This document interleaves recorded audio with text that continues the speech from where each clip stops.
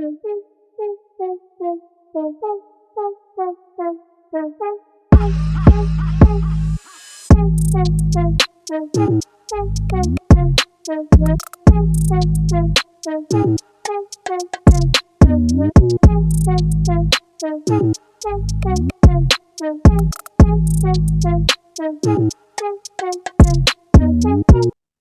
and welcome to First Thoughts. I'm Connor Eyzaguirre. I'm Caleb Lejay.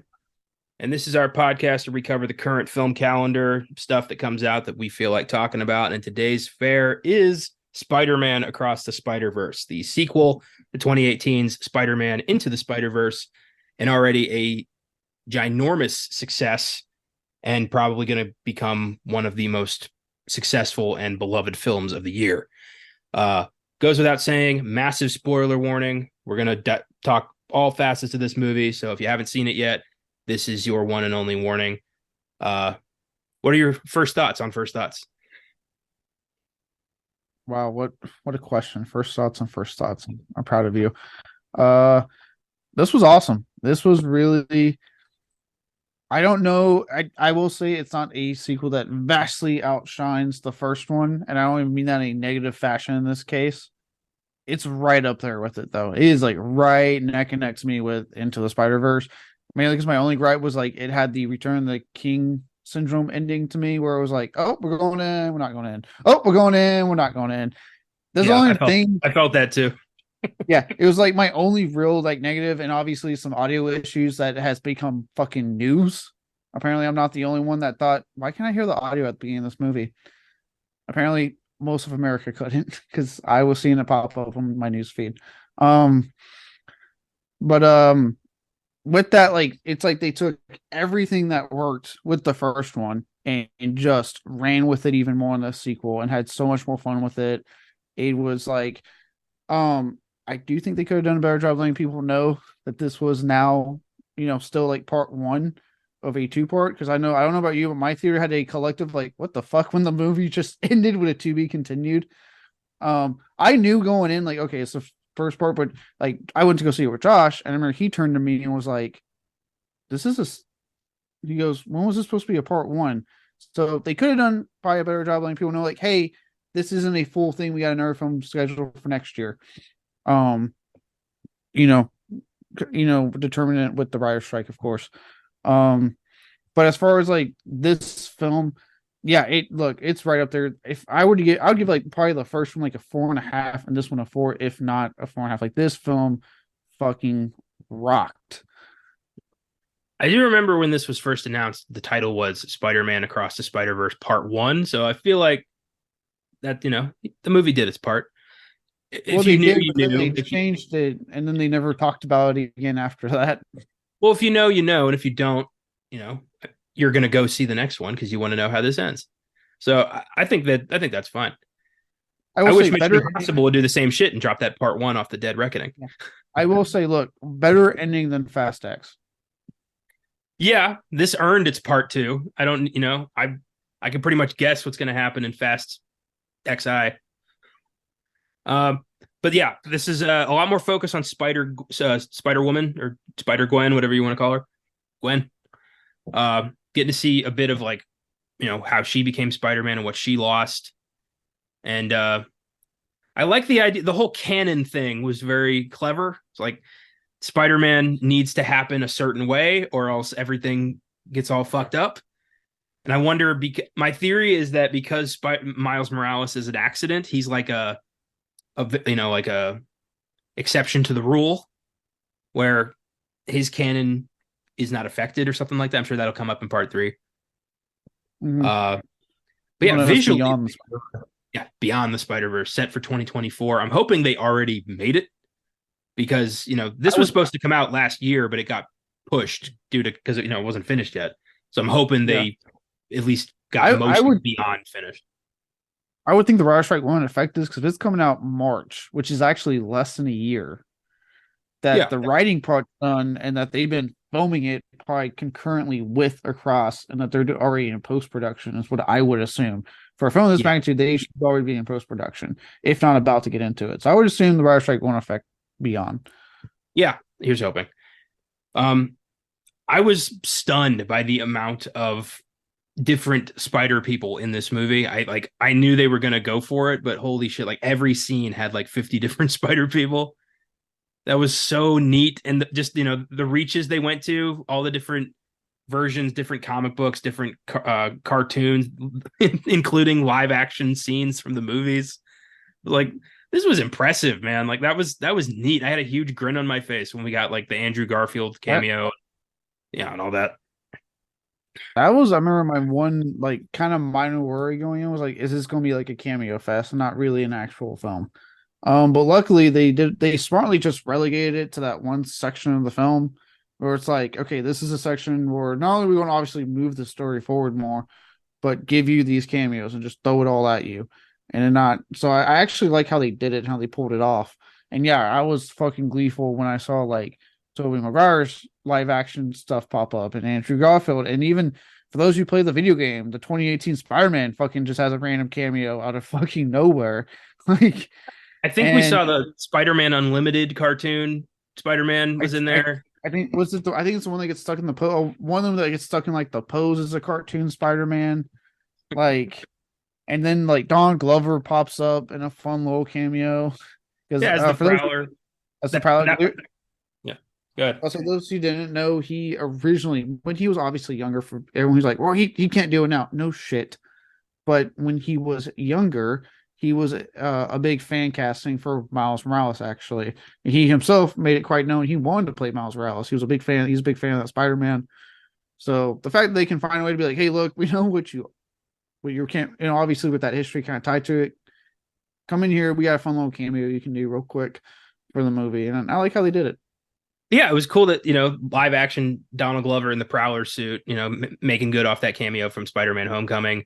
That was really cool. But also showed that they can balance live action and animated versions of Spider-Man at the same time, which tells me that, when they do put Miles Morales as a cameo in Spider-Man 4 Secret Wars or something, I hope it is just the animated version of Miles Morales, like this one. I think that would be just really neat. That would be neat. I do not see the MCU doing that though. They're going to get a live action actor. Well, they'll do their own Miles Morales movie, but I'm talking like just like a brief cameo of like variants. Include this animated one, Oh, okay, okay. like Mr. I would. Fantastic and Doctor Strange too. Like that's not our Mr. Fantastic, but we got to see him. Okay, yeah, okay, okay. I'm about to say they're not okay. Yeah, I think they would pull it off. We're seeing the kind of interesting thing where a lot of this stuff is doing this because before this, I've been watching. I was watching. I watched Titans on HBO Max, the recent addition to Teen Titans, the live action one. And during this last batch of episodes, they had an episode that Beast Boy becomes a one with the red, the thing that kind of fuels his powers to transform into different beasts. And he goes into this part where it starts doing exactly what this thing and shows you all the DC stuff. Like they are showing CW shows, they're showing DC movies, they're showing like old ass cartoons. They're just showing you being like it's all connected, one big multiverse. And I had like the biggest moment, and of course no one talked about it because DC and it doesn't get talked about as much. But for me, I was like, holy shit, like they're doing it. They're saying like, yeah, multiverse, it's all connected. We're not hiding from it. So it's cool to see like all these like comic properties just start embracing it instead of like this disparate nature that's been going around forever. And obviously, No Way Home was kind of like the big one to kick. Actually, I'd argue Into the Spider-Verse was the big one to get it going. No Way Home obviously made it huge, but the fact that they're embracing this all the way up to now with Across the Spider-Verse, saying like it's all one big thing, it's really fun and it's great to see these cameos pop up because of it. It's great to just see, Marvel Studios, whether they're an associate producer or, a full producer of the film, just embracing all facets of the films they've made, even if it's, little cameos or references. I just like knowing that it's all under the same multiversal umbrella and could be pulled from at any time. It's nice to know that. Yeah, Uh, it took us years to get to it, but I'm glad we're there. I appreciated the Venom cameo, like, the lady who runs a convenience store in San Francisco that Venom keeps saving. Like, Oh, that was great. I was not seeing that. Kind of was like, oh shit. I was wondering. I was like, are they going to somehow get Tom Hardy to pop up in here too? I kept thinking like Venom was going to try to take a bite out of the spot and he was going to be like, and like leave the dimension. I thought that's how they were going to end that scene. Yeah, I thought something was going to happen. I like that. I like it, even the little nod to like the Lego type movies and the Lego lore, and he ends up into the fucking Lego universe. I was like, what the fuck? I love he's like, you're one of our best guys. Like, just I love that the Lego Spider-Man's like one of the go-to people. Uh, Yeah. I like that little nod to No Way Home, where I think it was Peter B. Parker's like, "Don't get me started on that," like Doctor Strange and that guy from Earth 1616 or whatever. It's like, no, Oh yeah, yeah. there's your because I didn't spot Tom Holland in this movie because I bet Disney was like, "You stay the fuck away from that. That's a Sony production.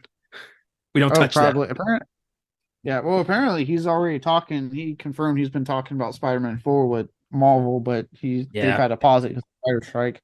yeah, I saw that too. I really hope we finally get I want Spider-Man 4 and Venom 3 to be the same movie, and I think everybody else does too. Yeah, I don't think it will be, but I just want Sony to stop being obsessed with having to do a Sinister Six. Like, just stop it. Well, I love that they're doing that, but like there is no Spider-Man for them. So like what are they building toward? They're building towards nothing. It's kind of hilarious. I'm hoping Well, Craven the Hunter is gonna be, he's gonna the end of that movie, he's gonna run into Venom or something and be like, hey, we should team up. And it's gonna be like, why? Why should you well, team up? hey, again, guess what? It's right there. Sony can clearly use Miles Morales, so why not just have a live action Miles Morales Spider-Man Sony? And then you don't have to worry about Peter Parker anymore. Like Marvel can have their fun with Peter Parker, Yeah. and you got And Miles Morales. as we've seen in this movie, there are thousands, millions of different kinds of Spider-Man you could use. It doesn't necessarily have to be Peter Parker in Queens. You know, it could be anybody. It could be Indian Spider-Man. It could be noir Spider-Man. It could be pig Spider-Man. Anything goes. Spider Pig, Spider Pig. Uh, I hope it would be if they did it. I hope it's not like Mulaney's Spider Ham, but like Homer Simpson's Spider Pig. damn it. Uh, Uh, so it's a really fun movie. I was really impressed with the balance of super huge fan service, just constant fan service, but also really genuine emotional and physical stakes. Like you do feel like the universe is at stake here, and seeing Miles, learn that he's a mistake, that he was never supposed to be Spider-Man. Like holy shit, what a heartbreaking moment to just realize like everything he's become means nothing to the multiverse of spider people who all see him as a complete accident. yeah, it. What I like about that a lot, and I was talking to Josh about this movie, is that I like that in a way. Yeah, obviously Spot is the villain, but they did such a good job of making, to me, to an extent, a dynamic, flawed hero, almost villain with Spider-Man 2099 with Oscar Isaac's Spider-Man. Yeah. Because yeah, you see, and I love that line when he says, like, I think Gwen Stacy says it was supposed to be the good guys, it's because they're supposed to be, but they, instead of being a true, to me, a true what Spider-Man would be, they don't look at Miles the same way. And the fact that the film explores that and says, like, you know, he is not supposed to be Spider-Man, it was an accident.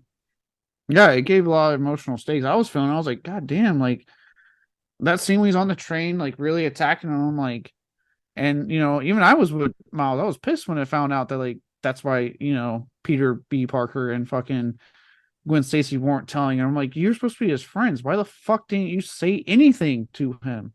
Yeah.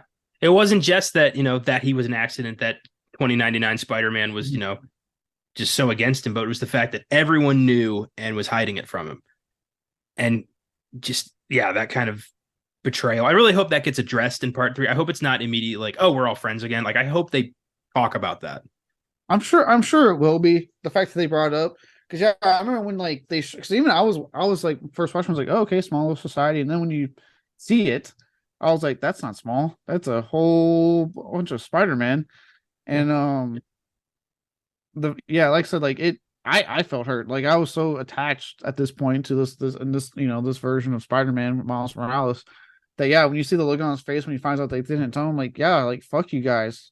Fuck you guys. You're supposed to be his friends. You were supposed to be his mentor, for Christ's sakes, because you talk about it. And then, but you guys didn't bother to tell him about this because you want to listen to the guy that's clearly not all on the good side right now. No, good rule of thumb, when you have to consistently like remind people that you're the good guy, you're not the good guy. you're not the good guy. The fact if you're scared of your leader, like they were clearly like sometimes like, oh yeah, the way they talked about him, like, yeah, he's not a good leader, obviously.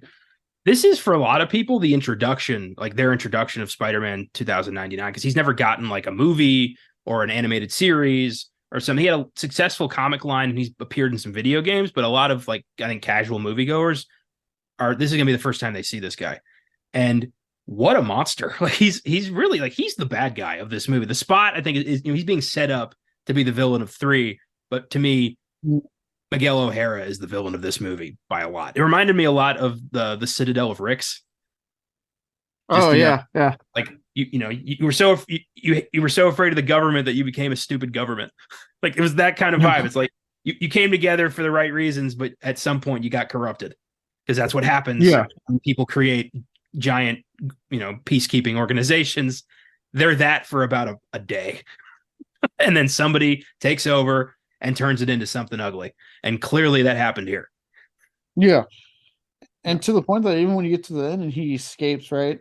He goes after him. He's like, nope, I gotta hunt him down, and goes to his timeline to look for him. You're like, dude, like just because you fucked up does not mean the same thing for. And that's what's crazy when he was talking about like his theory.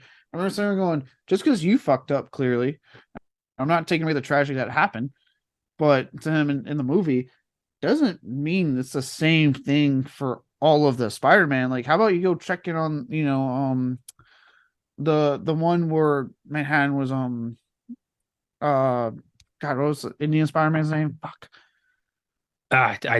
Indian Spider-Man is what I'm calling him. I'm sorry for the audience. I cannot remember his name right now. I saw this thing Thursday night, so it's been a couple of days for me. But I'm like, how about you go check on his now? Because the candy event was, is it actually going to destroy the world, or is that little black hole going to go away eventually? Yeah. And I wonder, like, is that really what's happening here? Like, how many Spider-Man has Miguel O'Hara like personally overseen this situation? Like, how many Spider people has he stopped from saving their uncles? Like, how much blood is on his hands? And when he catches up with Miles, like, what's the plan? Is he going to kill him? Like, he's seeing red right now. I mean, there's going to be some kind of redemption arc for the guy in part 3. There's got to be. He's a spider person. He can't be, he can't cross that line. But right now, it's like, I'm just thinking, like, if he's wrong about this, how he is responsible for so much death. Oh, yeah, 100%. And I wonder if that's how they're going to address it. Like, he ends up finding out he was wrong, and now he has to, confront that about himself. He'd probably like give his life to stop the Spot or something like that. There'll be like a self-sacrifice moment. Yeah, probably. I thought in this movie's like 20,000 endings. Like, I'm sorry, it does it. That's the one thing I was like, Jesus Christ, stop swelling up the music if you're not actually going to end this thing. Yeah. But especially because this is like the longest animated like film in America. Apparently, like it has the longest runtime for an American like animated film. So like, stop tricking me because I have to go to the bathroom and I need you to fucking in.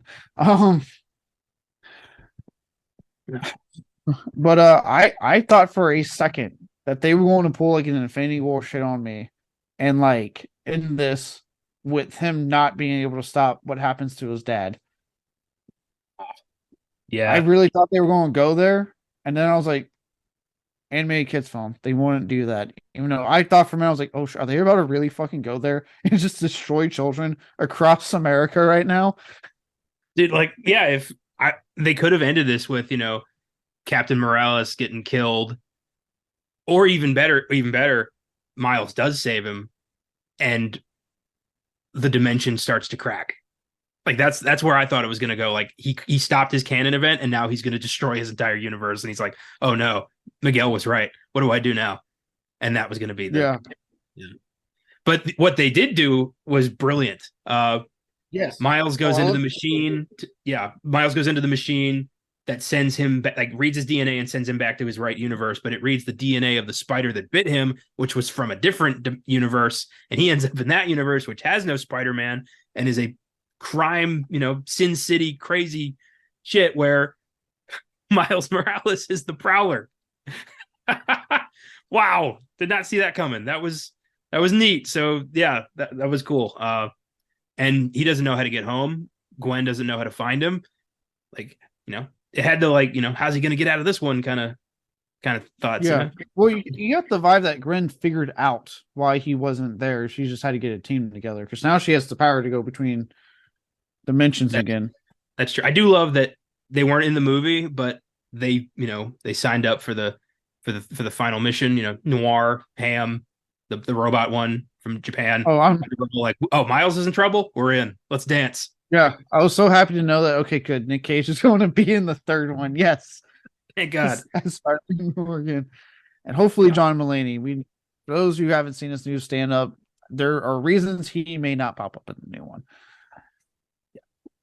Andy Samberg plays Ben Reilly, the dramatic Spider-Man, and I swear to God he was doing his Nicolas Cage impression. Dude, Andy Samberg was killing it. Pose.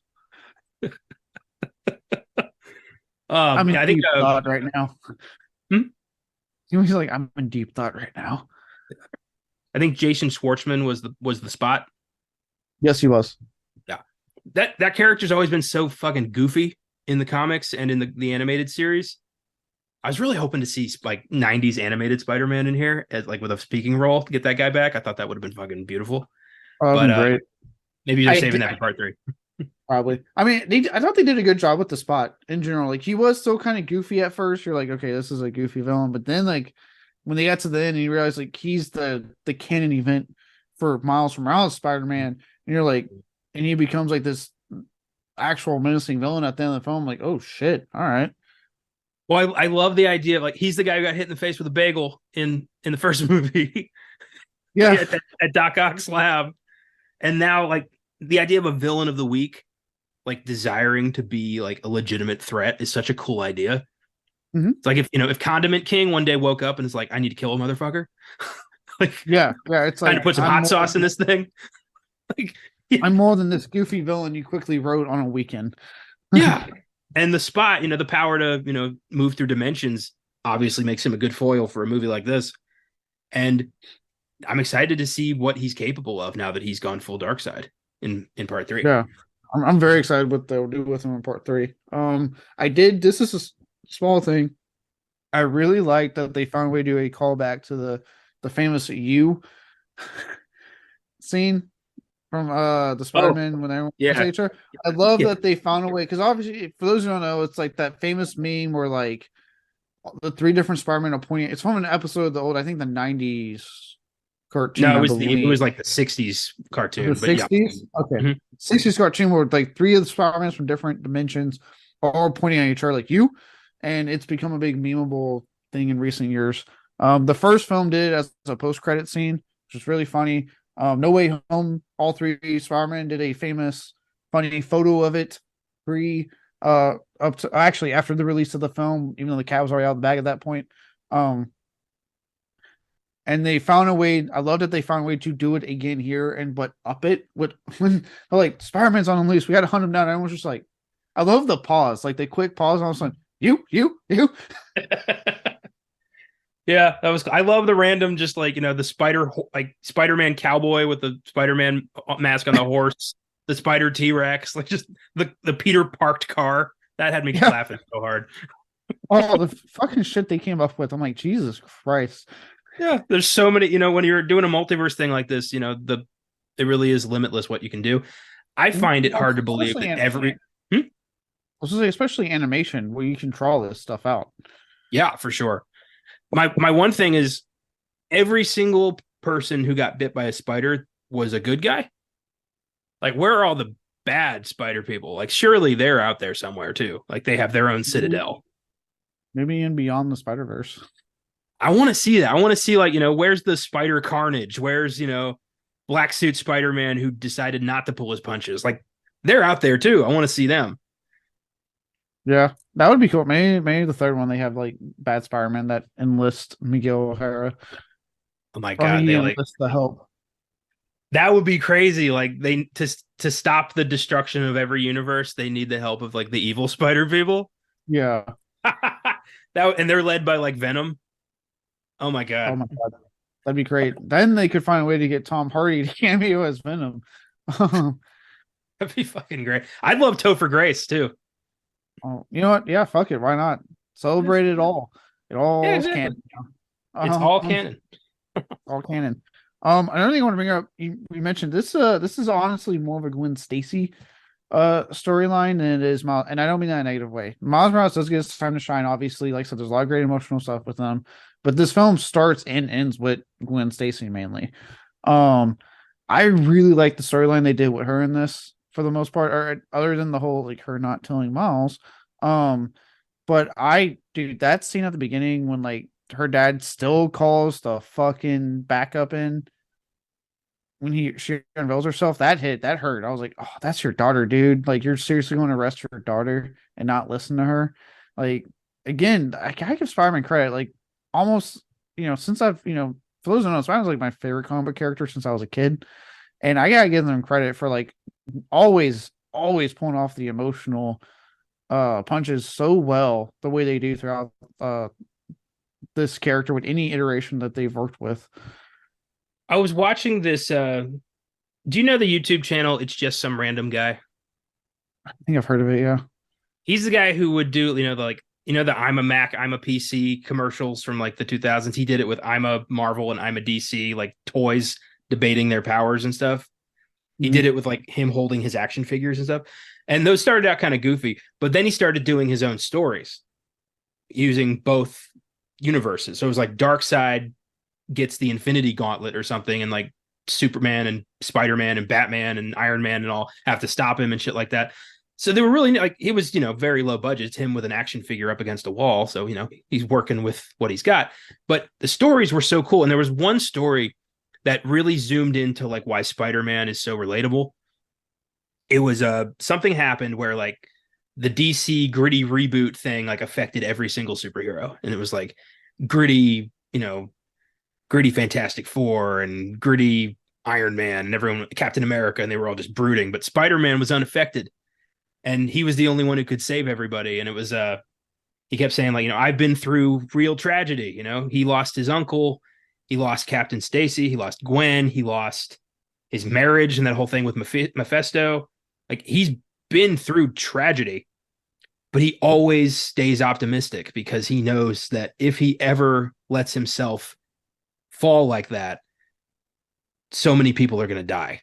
So many people are going to lose Spider-Man, and he needs to, he needs to keep that alive for himself, but also for New York. And I just love that idea because, if every superhero is Batman, then it stops being interesting. Not every superhero can be a brooding, borderline anti-hero with a lot of money. Spider-Man is a broke ass college student doing his best. And we can all kind of relate to that because, at the very least, we all try our best. And that's what Spider-Man does. I don't know where this is going, but I get it. I love Spider-Man too. Yeah, I was like,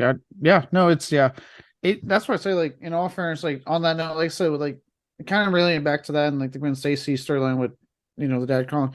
Yeah, it's stuff that's relatable because I think even obviously not everyone has their dad calling the damn cops on them, obviously. But because I think also traditionally Spider-Man starts out as a teenager is something we can all relate to. We've all been teenagers once and gone through this stuff. And the fact that it's all that you just said, that he goes through tragedy but keeps himself going at such a young age when you could easily just slip into this depression and not keep going. It really shows the kind of character that Spider-Man is and why people love him so much.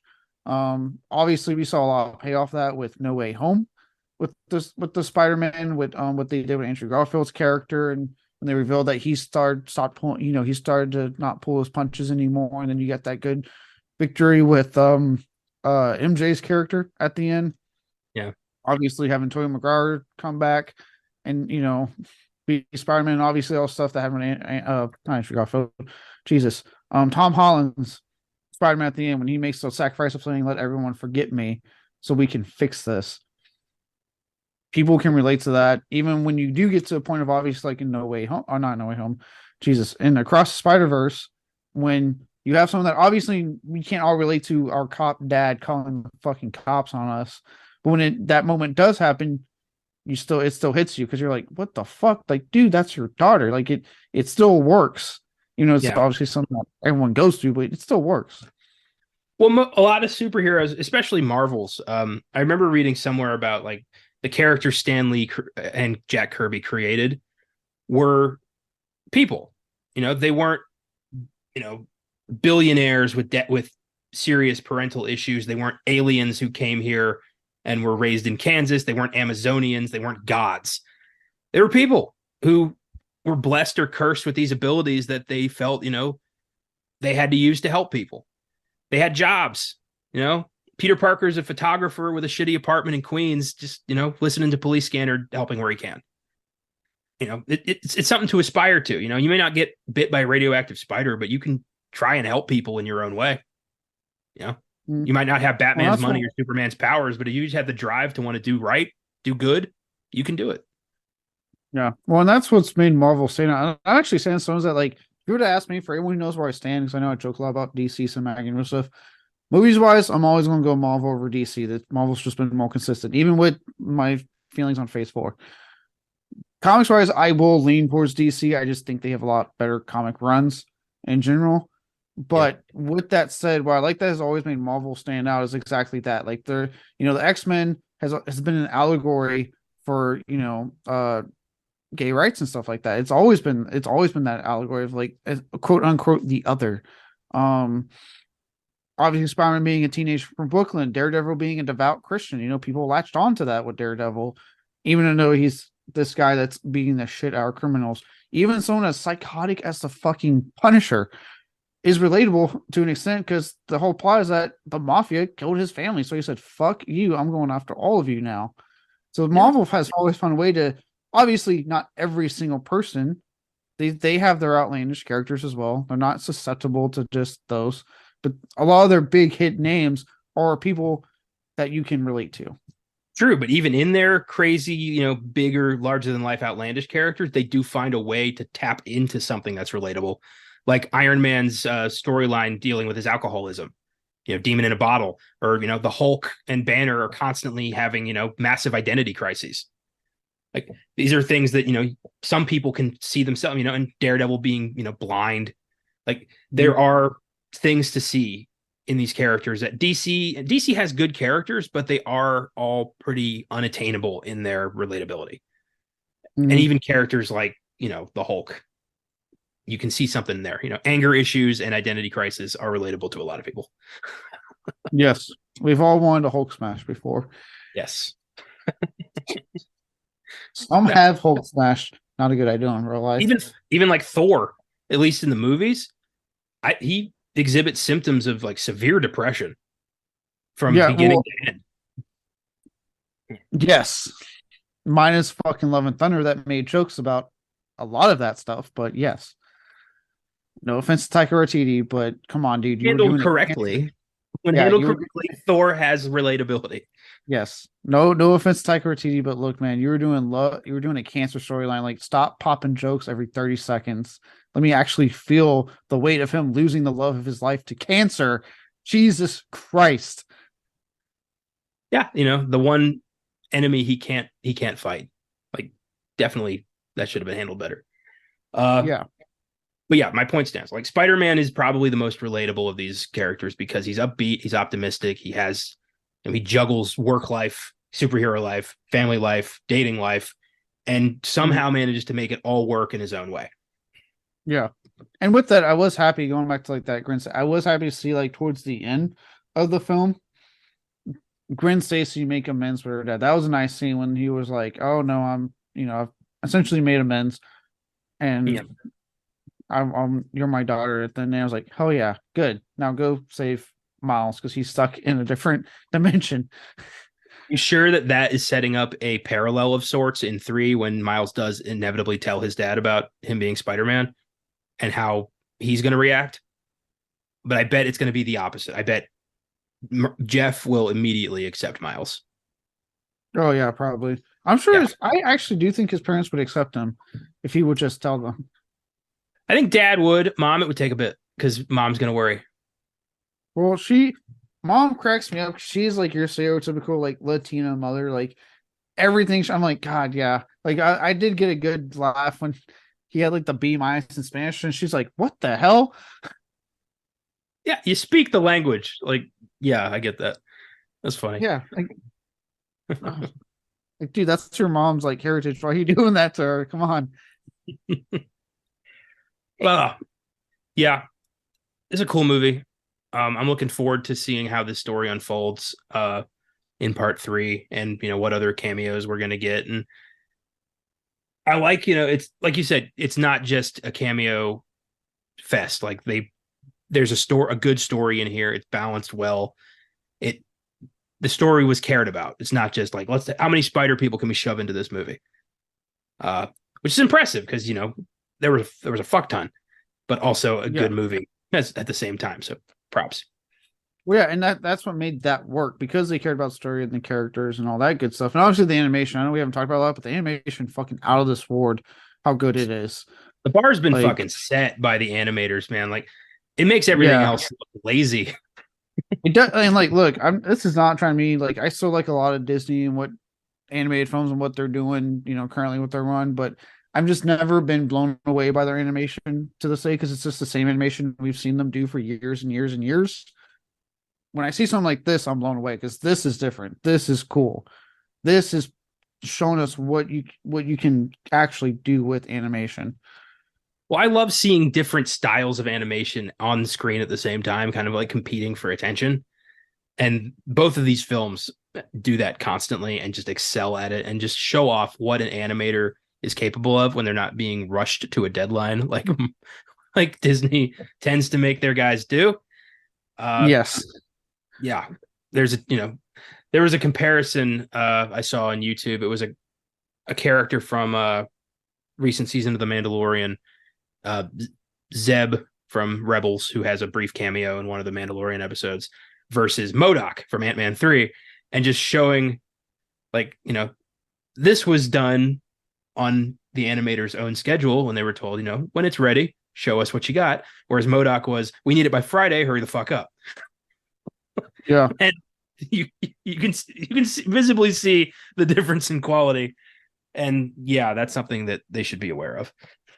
Yes. But with that said, what I'm getting at is that like because of that, when they did go ahead and have that segment of the film that was like cameo heavy, it worked because they cared about so much stuff. That part worked incredibly well. So it was like you got lost in it. You're like, oh my god, look at who they got. Oh my god, they got this, they got that, they got oh whoa whoa whoa.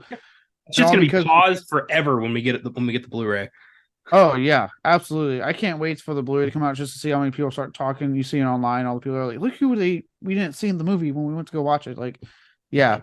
So no, it because they cared about the stuff that matters, it did make that scene 100% worth it when it came up. Damn straight.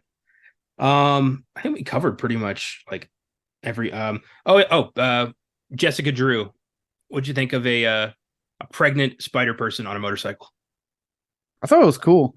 Actually, I was into it. Yeah.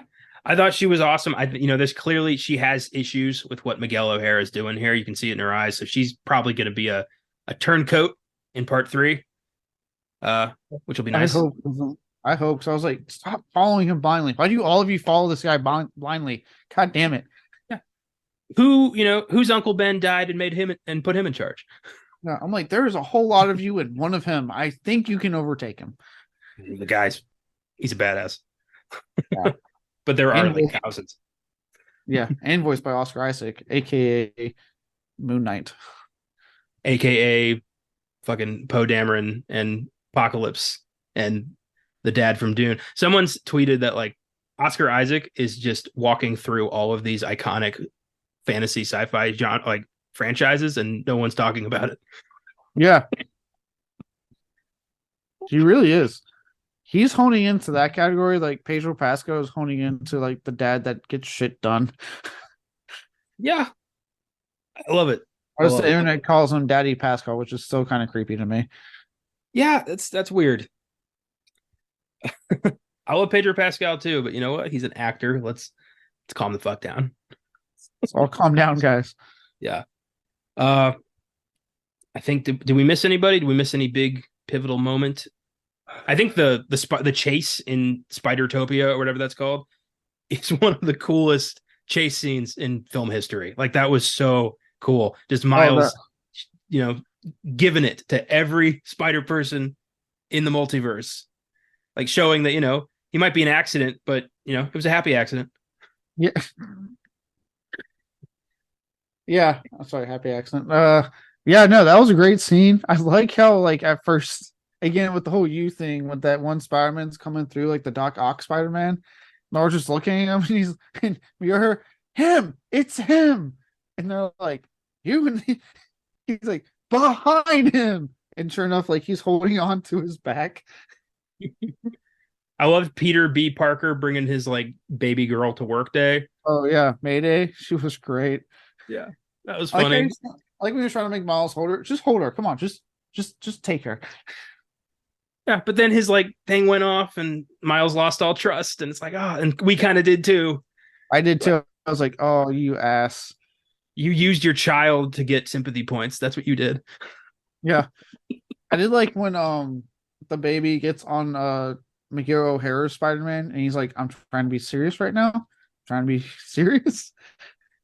I laughed when the platform was going super slow, and Gwen was like, "Yeah, it's slow, but it's like his thing." Yeah. Oh, Spider-Punk was great. I loved Spider-Punk. that I knew I'd left something out. Daniel Kaluuya as Hobie Brown, Spider-Punk. Fucking that. I thought I was like gonna hate him because he's the romantic rival, but nah, he was badass. I love how he quits when they all get ready to chase. He's like, and I quit. I'm going back to my universe.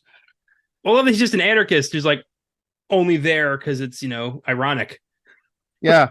I like how he loves the baby. He's like, oh, you're just being an anarchist. I love it. I love that he leaves Gwen like a way to save Miles. Yeah, Like, you can deep down he liked him. He's like, all right, I like this guy. All because he's not supposed to be Spider-Man. So to him, hey man, you're sticking to the man. the ultimate FU to the establishment is being Spider-Man when nobody wants you to be Spider-Man. Yes. I like that he was like his animation style was like 70s 80s punk rock aesthetic, like the Sex Pistols and the Ramones. I thought that was a really cool artistic choice there. Yeah, And Kaluuya getting to be a Cockney Brit finally, fantastic. yeah, that was really great. I like that a lot. One thing I mentioned it briefly at the very beginning. One thing I want to quickly mention. For those who haven't seen the news, apparently there's been issues, I guess, with the dialogue in some theaters. Look, my experience was this at the theater I went to. I had issues hearing at the beginning because the music was very much overpowering Gwen's fucking monologue. Even I was like, what the fuck is she saying? Like, lower the fucking music down. Don't Nolan this shit. Don't piss me off right now. He's fresh on my mind. I had a whole debate at work about how he's good, but Jesus Christ, let's calm down. Interstellar's not the greatest sci-fi film of all time. Let's calm the fuck down. On that note, real quick, are we doing Barbie or are we doing Oppenheimer? I'd rather not do either. We got to do something. It's the it's the confrontation, box office confrontation of the decade. I'd rather stay home that weekend and do neither. Man, if I want to look at the runtime for Barbie, because I'm not 3 hours of Oppenheimer just does not sound enticing to me. But yeah, no, I that was my experience at the very beginning. I couldn't hear, but after that, I could hear the movie fine. I could hear the dialogue fine. So look, if it's a Sony thing, like, hey, again, I don't understand this need recently between Nolan is one of the big issues with that, with him having his fucking music turn way up over his dialogue. Obviously, the lightning issues that has plagued House of Game of Thrones and some House of Dragon episodes. This is what I have to say to that. Studios, stop fucking doubling down on it and listen to the people, because if it's becoming a news item, you're the problem, not the people watching it. So stop it. Just fucking admit your fault and fix it. Okay? If it's the theaters, because some people thought it was theaters, turn your shit up. What are you doing? You're a theater. You have the sound system for it. Turn it up. Don't people check these products before they release it to the public? Like, isn't there like a quality control department that like watches the movie or watches the episode to make sure all the technical shit is on the up and up before it goes out to the masses? They're supposed to be. The Nolan thing is Nolan's quote unquote choice, which is bullshit. Because I remember the backlash to The Dark Knight Rises, that first teaser when you couldn't hear Gordon over the fucking mask, and they pulled the trailer, re-edited it, and released it where you could hear it. So I'm like, oh, you can do it. Interesting. Um, you can fix your fucking sound and dialogue mix, huh? I think that was Warner Brothers stepping in and being like, Chris, fucking fix it. Yeah. So I think with him, Warner Brothers needs to step in, or Universal won't fucking do it, but step in and be like, dude, fix your shit so people can hear and we don't get complaints. With HBO, their whole thing apparently was when they watch it on their thing, it's brighter than what we get when we watch it at home. So they can see it when they're editing and doing their thing because it's fucking on a brighter screen. But then they don't take into account, like, no, the screens that get sent to you are going to be darker. Do you hear how fucking stupid that is? Yeah. Maybe test this shit on like a Walmart TV that people at home are going to be using. Yeah, it's like, so, but then see, you should know that. Apparently, every other show and movie in America knows that and accounts for it, just not some people. And then they want to double down and be like, well, maybe you guys should grind your teeth. No, just make it where I can see the fucking episode. Yeah. It's, big companies rarely, if, they don't like to admit fault for anything. There's always like, the threat of lawsuits or some shit. Yeah. So that's just my piece. If it's the theaters, yeah, turn your shit up. I don't know why you got so low. Turn it up.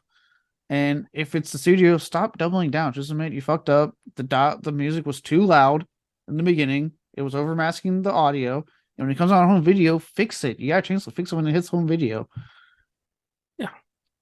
Well, I did notice a couple moments where the dialogue was a little hard to understand over the roar of the music, but not very often. There were a couple moments, but nothing that like bothered me too much. Yeah, like I said, mine was just beginning. After that, I was fine. Like, and even then, I went as soon as it was like maybe 5 minutes, and I was like, okay, whatever.